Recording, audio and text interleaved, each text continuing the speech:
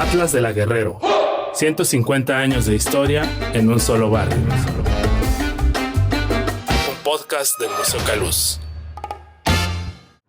A lo largo de su historia, la colonia Guerrero recoge diversas postales que podrían bien funcionar como fotogramas de diferentes películas de distintas etapas de la historia del cine mexicano. Salones de baile, mercados, vecindades, la vida en las calles y los espacios lúgubres y tenebrosos de la gran urbe se retratan en diversas películas y bien podrían haber sido grabadas o inspiradas en algunos de los callejones, de las calles, de las plazas y de los espacios públicos de nuestra colonia. El día de hoy platicaremos con Alejandro Pelayo, director de cine, profundo conocedor de la historia del cine mexicano y actual director de la Cineteca Nacional, quien nos cuenta sobre toda la larga historia de arquetipos, representaciones y lugares comunes en la cinematografía mexicana, en donde la vecindad, la calle y la vida en el barrio son retratadas a través de distintas eras: cine de oro, cine contemporáneo, cine documental, se dan lugar en este territorio que sin duda tiene muchas historias que contar y que también tiene muchos paisajes que mostrar. Hola, ¿qué tal? Bienvenidos, bienvenidas a Atlas de la Guerrero, un podcast del Museo Caluz. El día de hoy tenemos un invitado que nos va a platicar sobre una larga historia del cine mexicano, pero sobre todo de algunos personajes y de algunos filmes que tuvieron lugar aquí, justamente en la colonia Guerrero. Como ha sido el propósito de este ejercicio de recopilación de memoria histórica sobre nuestra querida colonia Guerrero, el día de hoy nos enfocamos en el cine.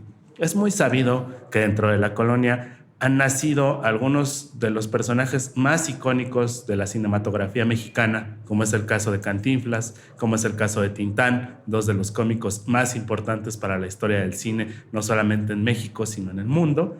Pero también ha habido muchas películas y muchos temas que se han retratado a través de estas imágenes, sobre todo aquellas relacionadas con la vida nocturna, el baile, las vecindades, y de todo eso y más estaremos platicando hoy con Alejandro Pelayo, quien es director de cine y además es director desde el 2013 de la Cineteca Nacional. Así que pues prepárense para sumergirse en la historia del séptimo arte que se ha producido desde la colonia Guerrero. Bienvenido, Alejandro. Muchas gracias, Isaac, a tus órdenes. Muchas gracias a ti por estar aquí con nosotros. Pues estamos muy entusiasmados porque cada semana estamos platicando con nuevos personajes, con nuevos temas, y siempre al final de cuentas pues resulta que la colonia Guerrero parece ser como un enclave que nos jala a todos de nuevo al centro de la ciudad.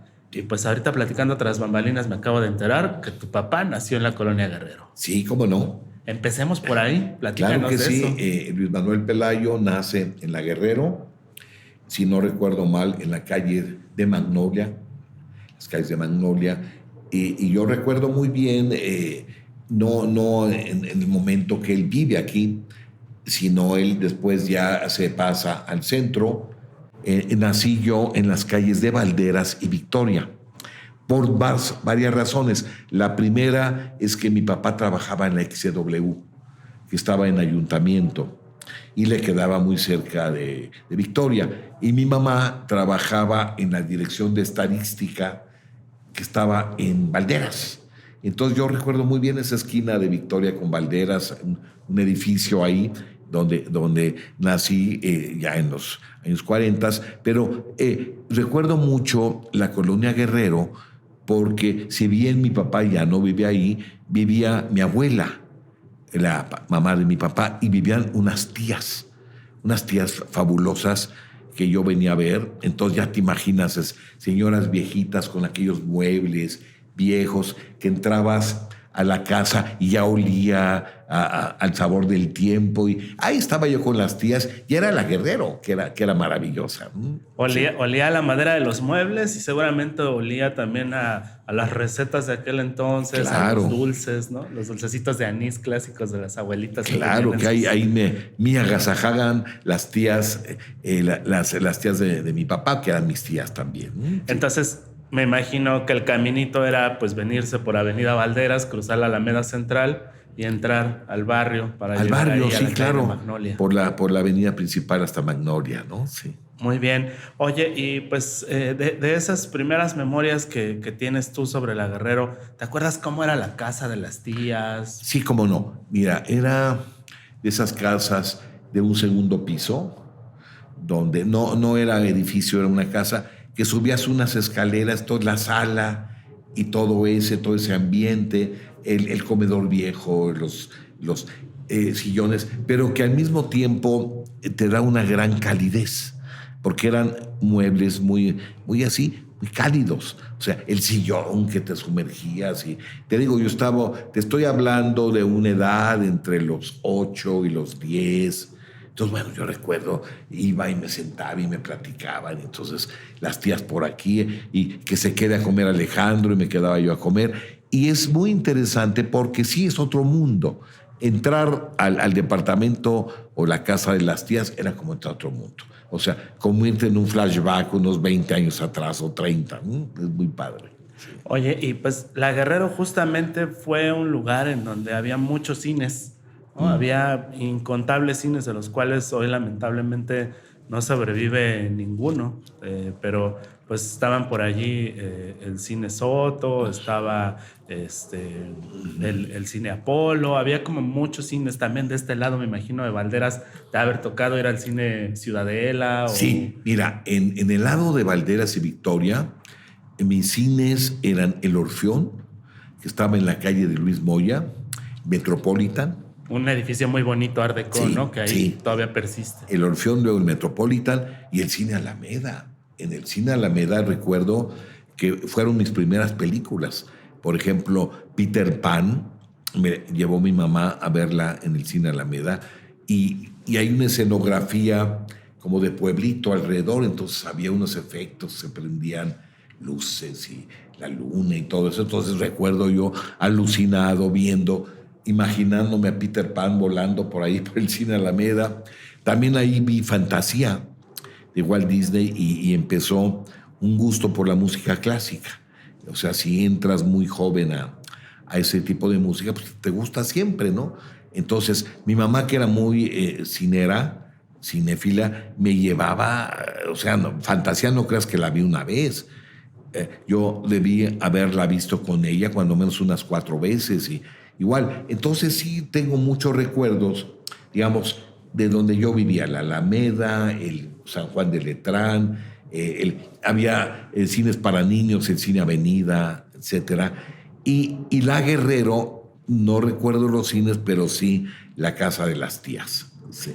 Oye, y entonces tu afición por el cine empezó pues por las películas de Walt Disney. Sí, muy chico. Pero luego, ¿en qué momento fue cuando dijiste yo me quiero dedicar al cine y te volviste director y te volviste investigador de cine? ¿Cómo fue esa historia? Fíjate que fue, Isaac, en toda la infancia, digamos, entre los 8 y los 10, yo fui hijo único.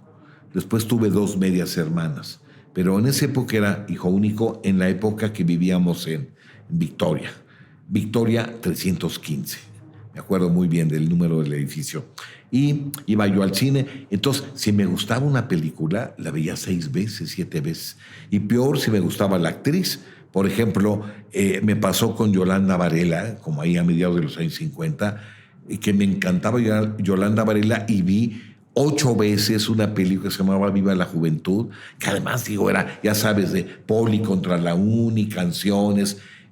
Por un lado Andy Russell, por otro lado Victoria, María Victoria, Yolanda Varela. Entonces, el giro hacia otro tipo de cine, digamos, este cine básicamente era de entretenimiento y me divertía. O sea, no había yo hecho yo ni sabía que había un director. Yo iba a ver las películas por los que bailaban, los que cantaban, Yolanda Varela, etcétera, etcétera. Después, yo creo que el cambio radical vino, me acuerdo muy bien, a los 18 años, entrando yo a la universidad, en el cine Arcadia vi la película 8:30 de Fellini. Y puedo decir con mucho orgullo que no entendí nada. Entonces pero dije, hay otro cine. hay otro cine. Y si a eso lo ligamos con un ciclo que hubo, el cine Regis en aquella época era un cine como de arte, como sala de arte, y pasaba ciclos de películas muy buenas.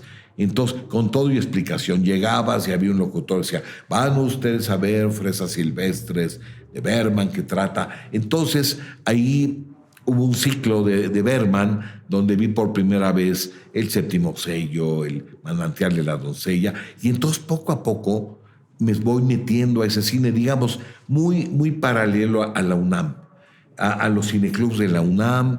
Había otro cine que no era de la UNAM, estaba enfrente, que era de los Padres Dominicos, se llamaba, era un centro cultural donde también pasaban películas.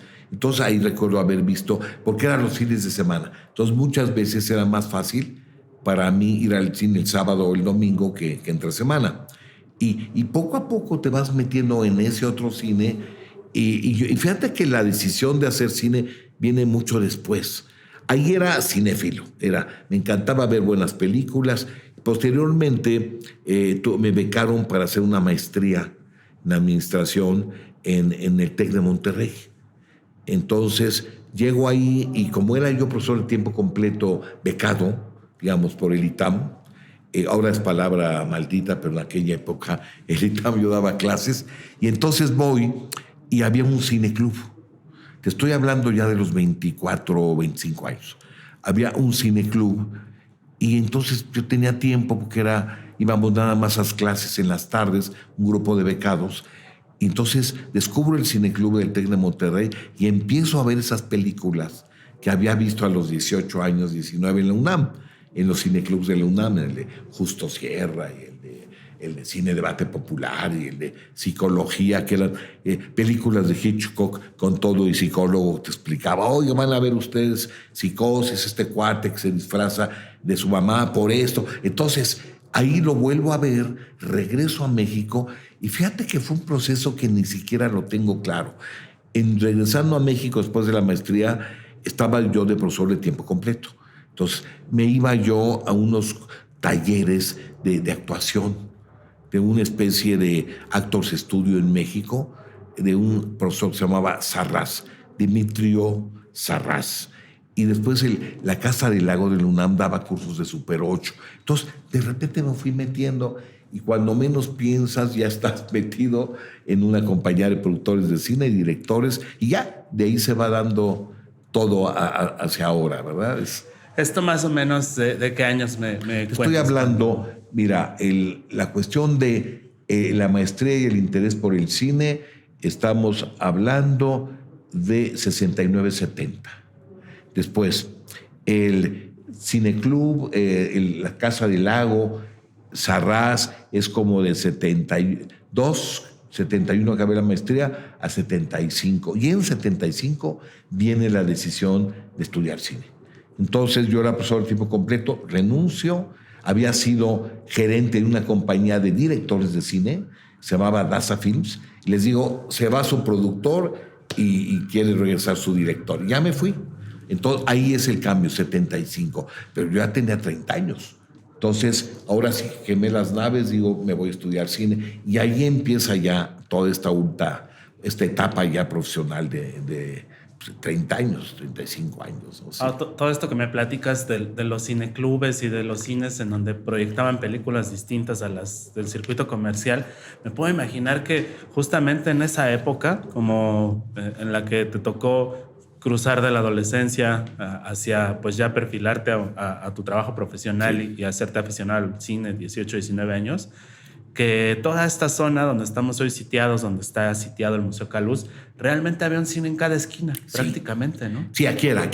Mira, Reforma, el eje Reforma, el eje Avenida Juárez, el Cine Prado, el Alameda, Reforma, el Cine París, el Cine Paseo, la Guerrero, como tú dices, el Apolo, el Centro, el Orfeón, el Metropolitan, todo era en este cuadro, digamos, un poquito más allá del primer cuadro. Te diría el primero, el segundo o el tercer círculo, ahí estaba. El Mariscala, ¿no? Mariscala, que era muy popular. Variedades también en la Avenida Juárez. Sí. Y justo muchos de esos cines desaparecen cuando viene el sismo del 85, ¿no? Porque Sí, se derrumban mira, algunos hay dos edificios. momentos. Un derrumbe, digamos, natural, el sismo, y luego un derrumbe neoliberal, cuando en 93 precisamente se decide vender los cines. O sea, lo que era operador de teatros. Al final, quien manejaba estos cines era operador de teatros. Habían sido cines privados que fueron, vamos a decir, adquiridos Nacional Financiera y pasaron al Estado, y se formó lo que era operador de teatros, que era una fusión de cadena de oro con operador de teatros. Y entonces los cines pertenecían al Estado en ese momento, y viene ya cuando se decide todo lo que tenía el Estado, no solamente los cines, los estudios Churubusco, los estudios América, 2 compañías productoras, o sea, después de los 70s. Esto viene, el neoliberalismo de alguna forma entró en México a mediados de los 80s, con el presidente de la Madrid, y se intensifica con Salinas. Y exactamente en 93 se decide que el Estado desincorpore todo lo que tenía que ver con el cine. Las productoras, los estudios y las salas de cine. Y ahí ya se acaban. ¿Y qué pasa? Bueno, pues unos se vuelven Electras, otros se vuelven estacionamientos, ya no hay inversión en cines, hasta que viene otro momento completamente privado, que es cuando aparece Cinemex. Y las cadenas, ¿no? Y las cadenas. Sí, exacto. Cinépolis se fortalece y Cinemex, ¿no? Sí. Pero que cambian por completo la experiencia del cine, que Sí. antes eran unas audiencias monumentales, ¿no? Claro, ya no. Hay mucha gente que hoy en día no podría imaginarse que se iba al Metropolitan a una función, ¿no? Cuando hoy vas a un concierto de 3,000 personas. Claro, ¿no? claro. Ahora, el problema, digamos, tecnológico es que ya cuando yo empecé a hacer cine, empecé a vivir esa experiencia de que estrenen tu película en lo que se supone que era el mejor cine, que era el cine latino, ¿te acuerdas? Sí. Y no se oía bien. ¿Por qué? Porque no habían cambiado los proyectores, los sistemas de sonido. Entonces, hay un desfase tecnológico que se resuelve ya con las cadenas privadas. Por ejemplo, ya el Callejón de los Milagros se estrena en cine hoy, se oía de maravilla. Y entonces se va recuperando el público que se fue perdiendo por condiciones técnicas, ¿no? Los cines los descuidaron, digamos. El Estado, en la última parte de su gestión, los descuidó. Y entonces, bueno, pues tenías que luchar contra una tecnología obsoleta, ¿no? Y que justamente también es este momento en el que los recursos financieros para la producción del cine se enfocan en irse hacia otras producciones que no eran precisamente las que pues, el público cinéfilo esperaba, ¿no? Y No. pues, todo también, pues hay ahí como un giro de tuerca, ¿no? Sí. En la dirección que toma el cine. Sí, porque mira, el cine se va más hacia películas más autorales de contenido, es decir, el cine producido por el Estado. Y el cine comercial, por ejemplo, en los años 70 todavía hay todo este cine estatal que es de muy buena factura, buena calidad. Estoy pensando en Canoa, en El Castillo de la Pureza, en La Pasión según Berenice, en Los Albañiles. Cambia esa política que era de Echeverría. Hay 2 años de política de doña Margarita López Portillo, que lo que hace es cerrar esa generación de cineastas y pues jalar otra vez a la iniciativa privada, pero no a la iniciativa privada de la época de oro, sino a la iniciativa privada voraz, que hace las películas de ficheras y hace la narcofrontera, y es cuando mi generación surge.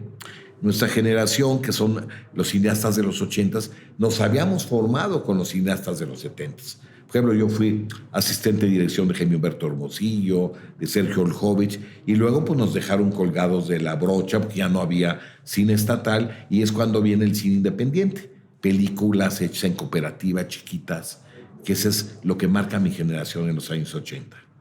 Que hoy de alguna manera podríamos decir que como que ese cine ha vuelto, ¿no? Ese cine de autor. Sí. Ahora con un enfoque muy documental, ¿no? También. Sí, claro. No, en condiciones espléndidas, porque además existen estos fondos, digamos, que originalmente, digamos, del 2000 para acá, fue Procine, Fidecine, Eficine, y luego vino este cambio hace algunos años donde desaparecen dos y se crea Focine, pero sigue el Eficine, que es estímulo fiscal. Entonces tú puedes conseguir que una empresa invierte en tu película y que esa inversión sea deducible de utilidades para ellos, de pago de impuestos, ¿no? Entonces, está muy bien.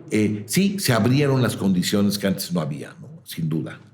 Sí. Pues vamos a regresar después de este corte a platicar, ahora sí, sobre los personajes que surgen aquí en la Colonia Guerrero. Claro. Y pues sobre algunos arquetipos que se van formando a través del cine justamente, que tienen que ver pues con territorios que conocemos y de los que hemos hablado mucho. Vamos a un corte y regresamos. Estamos de regreso para platicar un poco más a profundidad sobre algunos arquetipos que aparecen a lo largo de la historia del cine de oro mexicano, principalmente de las décadas de los 40s y los 50s, que tienen lugar justamente en el barrio, ¿no? Digamos que es una época en la que se glorifica el barrio. Sí. Creo que de alguna manera yo establecería como un paralelismo con algo que sucede de unos años para acá también, que la gente empieza otra vez a tomar mucho orgullo de sus barrios y hablarse de tradiciones populares, de bailes, de diversas prácticas, reconocer el patrimonio, etcétera, etcétera. Pero en aquel momento la vida que se retrata de estos barrios es la vida que los espectadores, los consumidores de cine quieren consumir, que es el melodrama mexicano. Sí, claro. Y pues esta idea de que dentro de la pobreza siempre hay redención y siempre hay esperanza, ¿no? Entonces, desde la parte trágica hasta la parte cómica. Y hablábamos por ahí, pues, de un grupo selecto de películas que nos venían a la mente. Y pues empezábamos por Salón México. Salón México tiene lugar aquí en La Guerrero, ¿no? Claro que sí. Mira, el cine mexicano tiene éxito en esos años de la guerra porque se especializa en géneros. Entonces, y que son géneros únicos del cine mexicano. Hay dos géneros que son esenciales, digamos. El que tiene que ver con el melodrama ranchero, por ejemplo, Desde allá en el Rancho Grande, y que luego se deriva melodrama, comedia ranchera, dos tipos de cuidado, eso. Y el otro, que es otro género importantísimo, que es el de las cabareteras. O sea, que empiezan de prostitutas y luego ya se vuelven cabareteras y luego acaban bailando como Ninón Sevilla. Entonces, una de las películas mejores de ese género es sin duda Salón México, que además, como tú dices, está en La Guerrero. Y es maravillosa porque desde el principio de la película hay un acercamiento de cámara al Salón México y hay un concurso de baile. ¿Y qué es este baile de los salones? Es muy interesante para nuestro auditorio. Por ejemplo, se ven unos pies bailando, que se supone que son de Rodolfo Acosta, que está bailando con Meche, la preciosa Mechita, que es Marga López. Y entonces, en realidad, ese acercamiento a los pies son los pies del Indio Fernández, porque era muy buen bailarín. Dijo, no, Rodolfo, yo te enseño. Y se pone a bailar danzón, y entonces son sus pies. Pero esa película es el melodrama que termina trágicamente, porque, bueno, Mechita, que es Marga López, se dedica a esto, a bailar y seguramente a la prostitución, porque va a ayudar a su hermana que está estudiando en un colegio de señoritas, ¿verdad? Para que ella no pase por esa vida. Y entonces hace el esfuerzo, el sacrificio, pero desafortunadamente uno de los villanos favoritos del cine mexicano, Rodolfo Acosta, la explota. Entonces no la deja y empieza precisamente con un concurso de baile donde se supone que ganan el premio y Acosta no quiere y ella se lo tiene que quitar. Entonces, y hay un policía maravilloso que es increíble porque es un actor que siempre salía de villano, Miguel Inclán, y ahí hace un policía bueno, ¿verdad? Que además ayuda a Mechita y se enfrenta al proxeneta. Entonces, es padre, es uno de los melodramas, pero sobre todo ambientado en el Salón México, porque ahí bailan, ahí pasa la tragedia, la golpean en un hotel de enfrente. Entonces, es lo que tú decías, es ese barrio reconstruido para una película, pero que observa exactamente cómo era La Guerrero, con sus calles, con sus vecindades, con sus cabarets. Entonces se vuelve un género muy importante el cine mexicano. No solo el cine de cabareteras, sino también lo que se llama el barrio, el cine de barrio. Y ahí sin duda la trilogía del barrio de Ismael Rodríguez, con Nosotros los pobres, Ustedes los ricos, Pepe el Toro, ya es un barrio creado en los estudios, pero que refleja exactamente la Colonia Guerrero, el centro, toda esta parte de los Doctores, y que es, yo te diría que un filón temático del cine mexicano. Sin duda, vamos a llamarle el cine de barrio, ¿no? Sí. Incluso el cine de vecindad, ¿no? Pensaría yo. Hay un montón de películas que retratan eso, que muchas veces pues romantizan, ¿no? Y justo platicábamos de eso, ¿no? La mayoría de las vecindades que están retratadas en esa época de oro del cine mexicano son vecindades que estaban en el estudio Churubusco, ¿no? Que no venían a grabar a la ocasión. Pero de repente hay algunas escenas maravillosas en este tipo de películas en donde podemos ver retratos de una ciudad que ya no existe. Sí. Y que a mí personalmente, cuando platico con gente como tú, cuando platico con gente como Sergio Raúl Arroyo, y me reconstruyen parte de sus memorias de la infancia, de la adolescencia, pues puedo imaginarme que esa ciudad sí existió, ¿no? Y solo podemos llegar a ella a través del testimonio de quienes la vivieron o de la reconstrucción del cine. Claro que sí. Yo te diría que esa ciudad existió y fue reconstruida para el cine, digamos, retomada, revitalizada. Y hay películas maravillosas, no solo las de Ismael Rodríguez. Tú mencionaste, por ejemplo, a dos grandes personajes, a Tintán y a Cantinflas. Bueno, El Rey del Barrio, aunque esté hecho en estudio, es un barrio, porque además es rescatar el barrio y el bailar en el barrio con la Tongolele ahí bailando maravillosamente, y los personajes de Tintán. La vecindad, por ejemplo, esa canción maravillosa que le canta, ¿verdad?, borracho Tintán a Silvia Pinal, ¿verdad? Mis besos se llegaron a recrear. Entonces, es maravilloso porque es la reconstrucción de la vecindad en el estudio. Y todo lo de Ismael Rodríguez es mal. O sea, tú no te puedes, no puedes entender el cine mexicano sin Pepe el Toro chiflándole a la chorreada, Amorcito Corazón, ¿verdad? Y todo este mundo. Yo recordaba una película extraordinaria de barrio que se llama El Suavecito, interpretada por Víctor Parra, de un director Méndez. Es padrísima porque es la recreación de la vecindad y que se vuelve padrotito y va y todo, se enamora de una chica de la vecindad, pero no puede porque sube de nivel. Maravillosa Víctor Parra, ¿no? Y resortes por ahí siempre como La Voz de la Conciencia. Entonces el barrio, la Guerrero, ha sido esencial para el cine mexicano de esta época porque se vuelve un género. Y entonces la gente, sí, mira, así son las vecindades, aunque no fueran, pero sí están reconstruidas en un sentido realista, no de otro tipo, ¿no? Y es fundamental para nuestro cine, ¿no? Y puedo imaginarme que al público de aquel entonces le gustaba la manera en la cual se retrataban esos escenarios y pues se sentía también representada, porque justamente es ese público el que hace que estas películas trasciendan, ¿no? Y que todavía hoy las sigan pasando y ves a los personajes y tú dices, claro, es como nada más cámbiale la vestimenta, ponla color y se sigue pareciendo a lo que hoy vemos por ahí, ¿no? Sí, ¿sabes qué pasa? Era México, era la Ciudad de México, que era el centro. Sí, todas las colonias hacia afuera son después de los 50, 60, el Pedregal. Entonces, el corazón de México es aquí. Y no solamente películas de barrio, por ejemplo, recuerdo hay una película extraordinaria de Roberto Gabaldón, ¿sabe? En La palma de tu mano, que pasa exactamente en esta zona de Bucareli con el edificio de la lotería, que no sé si todavía estaba, y era la historia de este doctor, digamos, era una especie como de defraudador porque leía la mano, y entonces es Arturo de Córdoba, y entonces se involucra con una señora muy rica que lo usa para matar. O sea, es increíble cine negro, film noir, pero ambientado en el centro de la Ciudad de México. Eso es el barrio, las vecindades, por ejemplo, Por vivir en Quinto Patrio, película de Emilio Toro. Entonces, eran las vecindades. Y ahí pasaba el melodrama.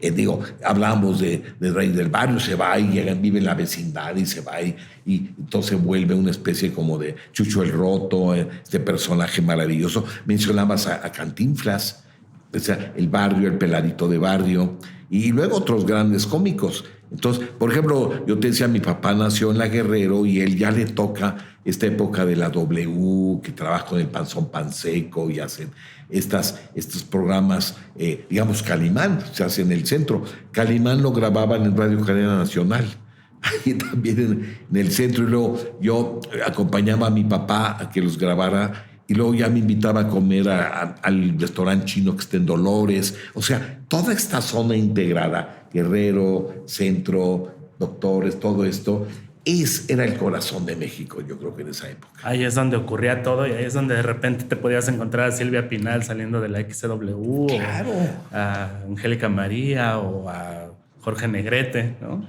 Incluso yo recuerdo también algunas anécdotas de mi mamá, que pues debe de ser una generación más o menos como la tuya, en donde ella me platicaba que iban a la XW a pararse afuera, a esperar a que salieran para que les dieran autógrafos, para tomarse fotos. Y de repente por ahí aparecían en las reliquias algunos autógrafos de famosos, ¿no? Hasta Chabelo y César Costa y un montón de gente allí que va transitando por ahí por distintas generaciones. Y regresando a esta idea de la ciudad que se retrata en el cine, es para mí súper importante la forma en la que la ciudad o el crecimiento y la transformación de la ciudad se va retratando a través del cine de los 40 a los 60 de una manera muy precisa. Cuando, por ejemplo, se empieza a trasladar lo que mencionabas hace rato, empiezan a hacer estas grandes colonias modernas, estas colonias como el Pedregal, pero también los multifamiliares, ¿no? Sí, claro. Hay una película muy, muy padre que ocurre en el multifamiliar Miguel Alemán. Sí, cómo no, sí. Que ahorita se me olvidó el nombre, que justamente como que traslada esa idea, ¿no? Como que vienen del centro, pero ya llegan a la modernidad, que es allá en la del Valle, con el familiar. Y Tlatelolco. Tlatelolco, digamos, Rojo Amanecer, de repente es el centro también de la tragedia. Pero sobre todo eso de los multifamiliares, porque había multifamiliares más cuando se construían, por ejemplo, el 20 de noviembre, que eran de una cierta clase media que trabajan el gobierno, todo esto, y luego las vecindades que se van deteriorando del centro, ¿no? Por ejemplo, Arturo Ripstein, digamos, ha retomado ese cine de vecindades, claro, con una crudeza única. Estoy recordando, por ejemplo, esta película que se llama Mentiras Piadosas, que todo pasa en Donceles, en una librería y en el pasaje Catedral y por ahí. Entonces, este mundo ya se retoma con un sentido ya autoral de un director que hace películas muy personales. Os recuerdo todas estas películas de los Fernández de Peralvillo, ¿no? Que sale es ya una película de Alejandro Garín sobre la corrupción y sale de una vecindad a encumbrarse y Resortes, que es maravilloso, que dice: se lo dije, joven Fernández, se lo dije, le ven mal, usted era de aquí, ¿para qué se fue para allá? Ese Resortes es maravilloso, ¿no? Entonces, el barrio, el centro, es fundamental en nuestro cine. No puedes, digamos, explicar el cine de la época de oro, 40, 50, parte de los 60, sin esta referencia al barrio, a la colonia, a todo esto que es al humor, ¿no? Digamos, las películas de Buñuel, ¿no? Sí. Justo ahí está la vuelta de tuerca, ¿no? Claro. Como la crudeza, como lo que decías con Ripstein, aparece ahí con Buñuel. Sí. Y con Buñuel. Los olvidados. También aparece este paisaje, pues que justamente deja como la industria y los ferrocarriles en esta zona de Nonoalco, que también está súper retratada en las películas, ¿no? Me acuerdo de esta escena maravillosa, Guerrero, Víctimas del Pecado, que ahí está el cabaret donde Ninón Sevilla baila y se prostituye y todo. Y hay una escena maravillosa que va Víctor Junco atravesando Tlatelolco con una banda atrás, y atraviesan Tlatelolco, el puente Tlatelolco. Hay otra película de Gabaldón que se llama Bajo el Puente. O sea, se vuelven escenarios maravillosos, Los Olvidados, ya con un sentido realista. Por ejemplo, toda esa escena de Los Olvidados donde le pegan al ciego y le rompen el tambor, estaba atrás de lo que es el hospital que va a ser el México siglo XXI, y ahí lo estaban construyendo. Entonces hay ese rescate del centro, de la zona, de nuestras colonias, como yo te diría, como un paisaje urbano donde ocurre el melodrama mexicano. Y luego eso nos pasamos a los años 90 y me acuerdo de algunas películas como Ciudades Oscuras. Sí, cómo no, maravilloso. Y de repente digo, La Guerrero. Vagabunda es Ciudades Oscuras Sí. multiplicado por 5. Claro. La tragedia multiplicada por 5, en donde sigue estando el proxeneta, sigue estando el policía buzón. Ciudades Oscuras es una de las mejores películas de Fernando Sariñana, y exactamente está filmada en Guerrero, pero todo en locaciones reales. No hay estudio. A mí me contaba, yo hice un programa sobre Ciudades Oscuras, me contaba Fernando que andaban viendo locaciones ahí por la lotería y se metió a la Guerrero y de repente los iban a asaltar. Unos chavitos, le digo, pues joven, ¿usted qué anda haciendo por aquí? Y entonces acabaron contratándolos para que fueran la seguridad de la película, y todos son locaciones en la Guerrero.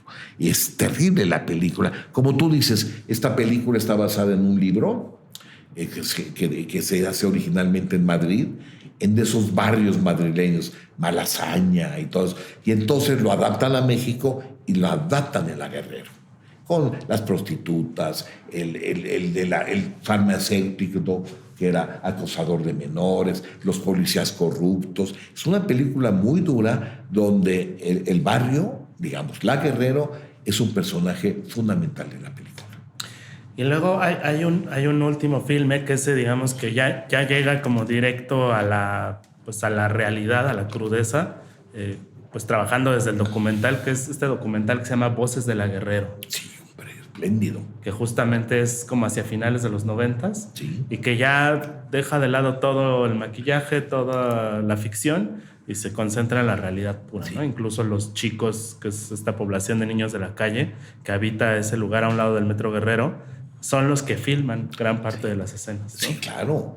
Entonces se vuelve una realidad lacerante. O sea, cómo esa colonia que vamos a llamar que era de clase media en los años 40, 50, se va deteriorando hasta que se vuelve ya una zona peligrosa, difícil. Así es lo que pasa con las ciudades, ¿no? Van perdiendo sus colonias esenciales, se concentran en otras zonas, y entonces viene este cambio social de las propias zonas y las propias colonias, ¿no? Sí. Y bueno, pues hoy me imaginaría difícil pensar en que dentro de un contexto de un barrio surgieran personajes como los que surgieron aquí, como Tintán, como Cantinflas, ¿no? Tintán nació por aquí, justamente en este inmueble donde está ubicado el Museo Caluz. Cantinflas nació allí en Santa María la Redonda. Sí. Y hoy como que todos esos espacios pues se convierten como en puntos de referencia, como para una ciudad museo, que es justamente esta ciudad del centro. Y ahora la Guerrero pues se convierte en una nueva escenografía para una nueva generación de personas. Hace poco filmaron una serie de HBO que se llama Ugly, de raperos. Filmaron el corto de la piñata enchilada allí también, en Luna y la Plaza de Los Ángeles. En el Salón Los Ángeles están filmando. Claro. Desde videoclips hasta todo. No, yo filmé en el Salón Los Ángeles una escena de una película mía que se llama Morir en el Golfo. Es que Los Ángeles tiene un ambiente, una atmósfera. Ahí filmé yo toda una escena donde el periodista, interpretado por Enrique Rocha, va a bailar con la belleza Anabela Guillomán, que era Blanca Guerra, y ahí está filmada en Salón Los Ángeles. Es padrísimo. Y no han perdido ese sabor. O sea, como tú dices, pero ya es museo, ya hay un distanciamiento. Ya la gente va ahí por lo folclórico, no porque viva ahí. Esa es la gran diferencia de cuando la gente vive ahí, como el caso de mis tías o de mi papá, que nació en la colonia Guerrero, ¿no? Sí, incluso hasta esta última comedia de... no recuerdo cómo se llama, pero una comedia muy comercial. Tiene una locación allí también en una de las cantinas emblemáticas en la única de la Guerrero. Sí. Que sale por ahí retratada. Oye, pues para cerrar este esta trayectoria sobre el cine mexicano. Me gustaría que nos echaras a ver 5 recomendaciones de películas que retraten el barrio que a ti te parezcan fundamentales para nuestra historia. Sí, cómo no. Época de oro, para no salir. Época de oro. Mira, yo te diría Los Olvidados, en primer lugar. No, nadie se la puede perder. Luis Buñuel, 1950. Después de la trilogía de Ismael Rodríguez, yo te diría que Nosotros los Pobres. Como esencial, reconstruir en estudio, pero con toda la esencia del barrio. Luego, Suavecito, ¿verdad? Víctor Parra es el actor principal, de Méndez, el director Méndez, que es espléndido director. Luego, más para acá, Ciudades Oscuras, que tú dijiste.